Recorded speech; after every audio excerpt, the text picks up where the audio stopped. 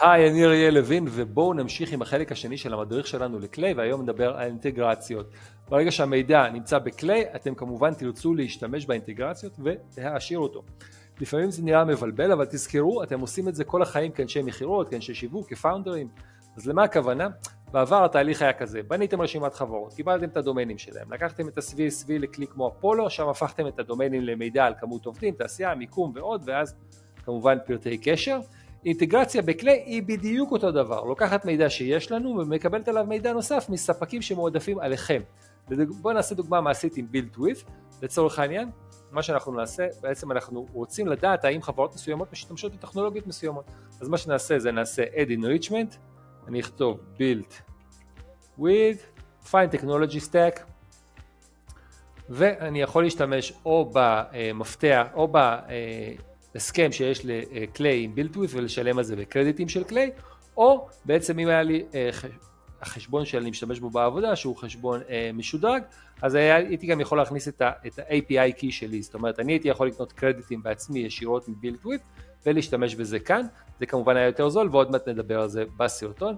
אני מכניס פה את הדומיין, אני יכול להכניס פה פילטר מסוים, אם רק מעניין אותי נגיד את הטכנולוגיות של HubSpot או דברים כאלה, אני יכול לעשות את זה. אני יכול לבדוק, לחפש דברים שקרו בזמן האחרון, אוקיי? לאו דווקא טכנולוגיות שהם עשו להם סקרייפים, שבעצם שלפו אותם מהאתרים יותר מאוחר, והוא שואל אותי לגבי טכנולוגיות ספציפיות מאוד וכן הלאה. בגדול, כאן אני עושה continue to add fields, אבל אני לא אוסיף שום שדות כי זה מיותר, ואני אראה לכם עוד מעט למה, ואני אשמור ואני אריץ 10 שורות. אוקיי, עכשיו זה ילך ויחפש את החברות השונות ואת הטכנולוגיות שלהם, ובסרטונים הבאים אני אראה לכם איך אנחנו בעצם לוקחים את כל הטכנולוגיות האלה שהחברות האלה משתמשות בהן, ובעצם מוצאים את הטכנולוגיות שמעניינות אותנו, כי בינתיים אנחנו פשוט יכולים להוסיף את כל הדבר הזה כטור בפני עצמו, כקלם בפני עצמו, ואנחנו נראה אותו מופיע כאן.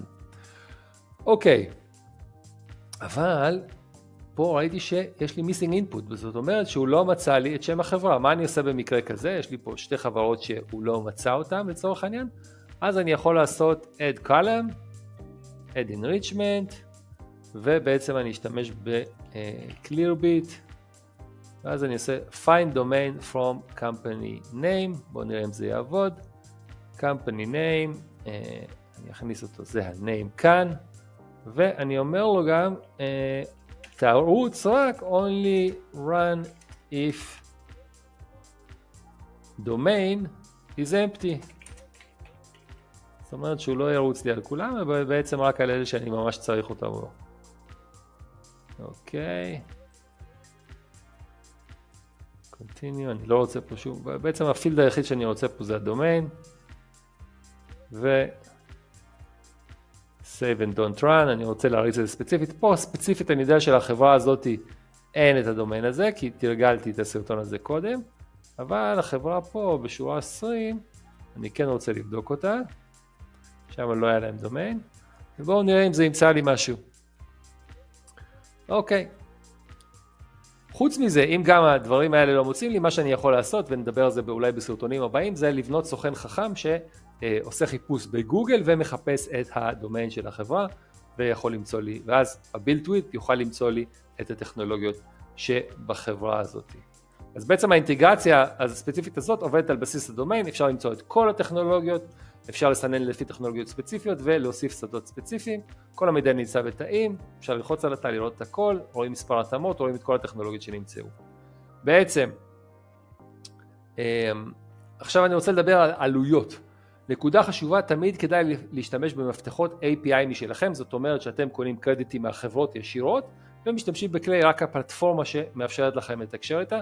אז למה בעצם? הקרדיטים של קליי כן יקרים, קליי שונה מספקי מידע אחרים, אבל כשאתם קונים מידע מ-LeadIQ, מאפולו, מזום אינפו, אתם קונים מידע שקיים, שרק 1,000 אנשים אחרים ויותר קונים.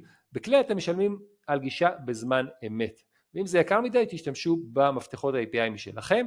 עכשיו, אם אתם מתלוננים על איכות המידע מקליי, תזכרו שקליי לא מייצרת את המידע, היא מתחברת לספקי מידע אחרים, זה לא המידע של קליי, זה המידע של דאטה גאמה, של People Data Lab, של כל ספק אחר. אז היום למדו איך להגדיר אינטגרציות, איך לעבוד עם build with, איך לחסוך בעלויות ואיך להתמודד עם נתונים חסרים. בסרטון הבא נדבר על נוסחאות ותנאים ואיך להשתמש במידע בצורה חכמה. אני אריה לוין, נתראה בסרטון הבא.